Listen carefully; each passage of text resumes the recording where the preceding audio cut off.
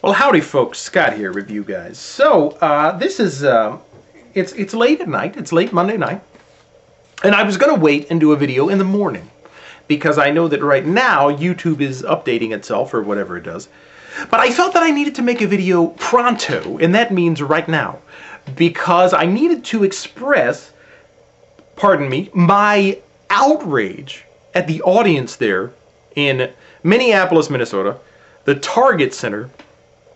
And I realize that it's very, very cold in Minnesota right now. It has to be very cold. And maybe there's not a whole lot to do, so the only thing for entertainment they can think to do is go out and ruin perfectly good wrestling shows. So they did. And that's what they did.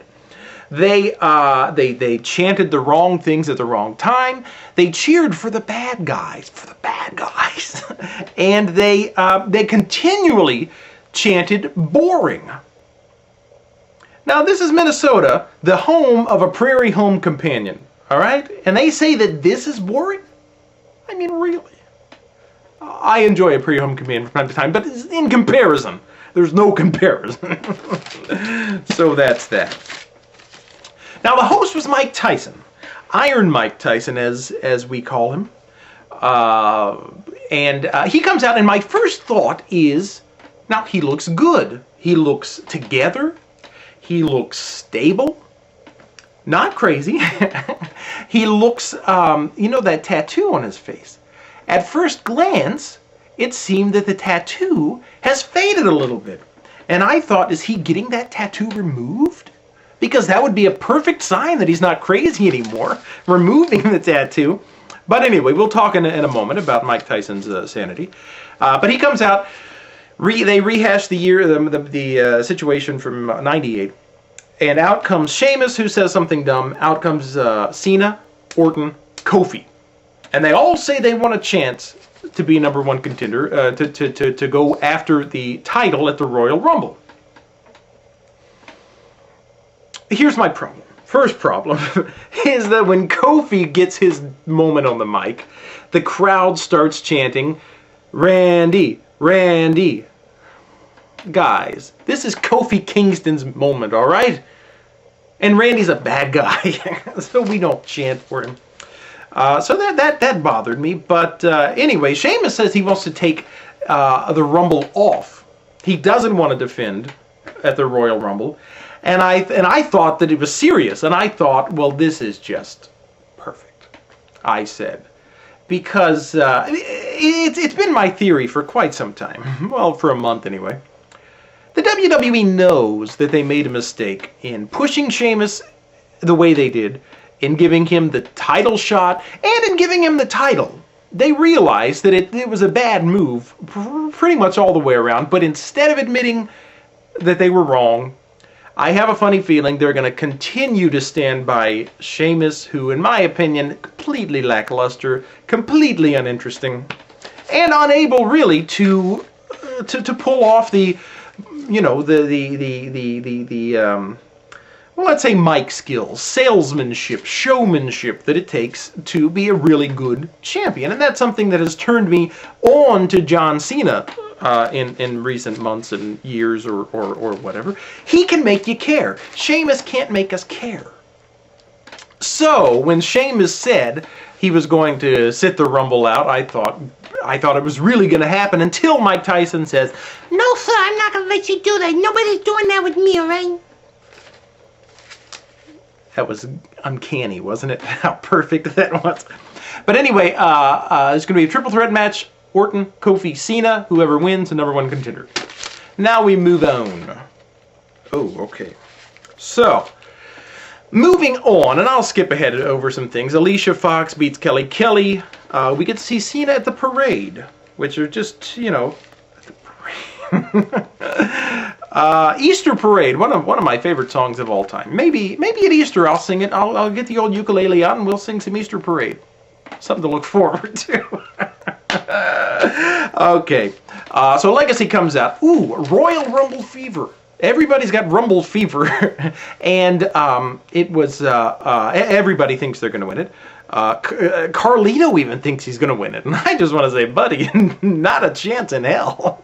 You're not But DiBiase comes out. Oh, you know, my one concern about the Royal Rumble at this point, the commercial they played about the Royal Rumble, they show, you know, like these 1-second clips of several superstars saying, I'm going to win the Royal, I'm going to win the Royal Rumble, I'm going to, you know, they're all saying it on top of each other.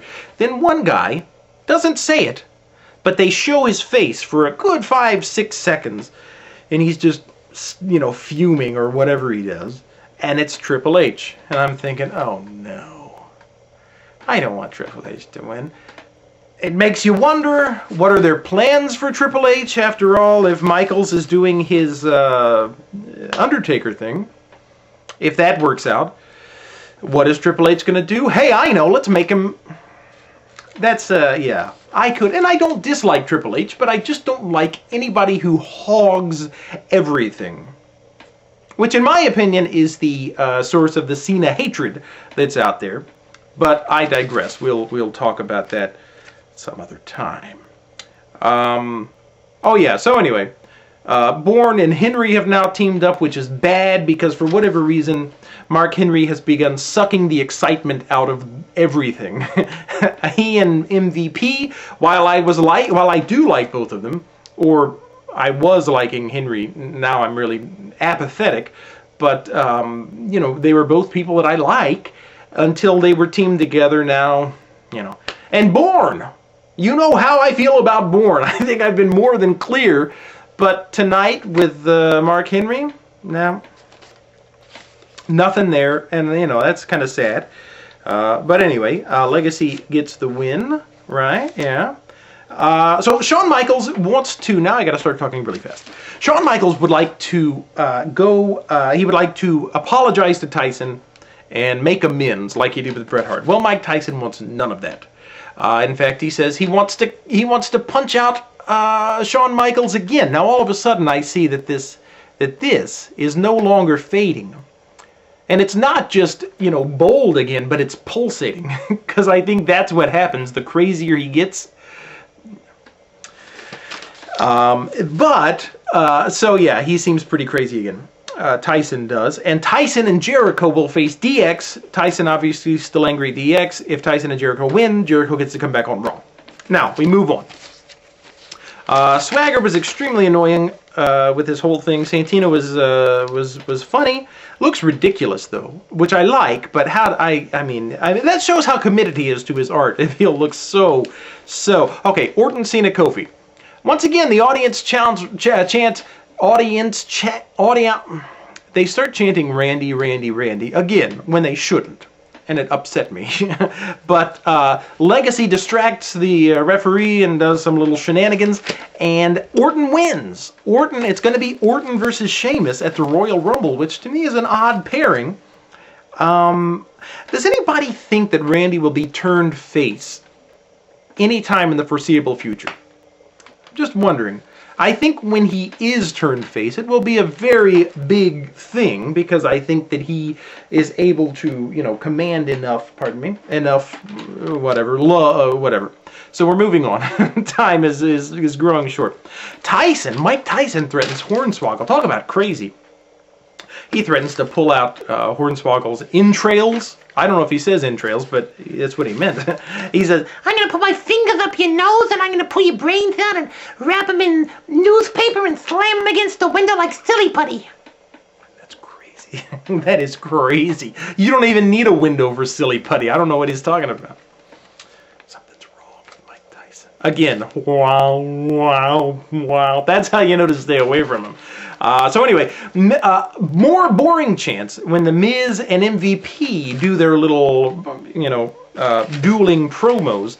Although I have to admit, the audience was right on this one. It just went on way too long. MVP's finally picked up when he started talking about the being in prison and all of that little thing. The energy really picked up, and I thought, this is good, but by then the audience was already lost because it had been 3 or 4 minutes since MVP came out. So, guys, you know, and again, that should have been an important moment, because I feel like that's leading up to a big match at a big time. Eve beat Katie Lee. I'm glad to see Katie Lee is at least wrestling, because I think she's had about a year off, maybe? Seems like it. Now, McMahon says Bret Hart will never be seen again in the WWE. setting him up for next week. I'm going to speed through this because I need to get move right on to... Oh, sorry, my time is gone. Shawn Michaels, first of all, says to The Undertaker, well, no, I'm gonna hold that thought. I'm going to make a separate video about Shawn and The Undertaker. And maybe some other stuff. DX versus Jericho Tyson. Hornswoggle distracts everybody while his back is turned. While Jericho's back is turned, Mike Tyson pulls off his shirt, revealing he's wearing a DX shirt. Also that he's pregnant. He's got a very large, but I do as well. If you could see me from here. Anyway, so DX is apparently made up with Tyson, and all is well. God is in his heaven, and all is right with the world. But the audience in Minnesota still stinks, and I hate them. So anyway, that's all I've got time for. Adios.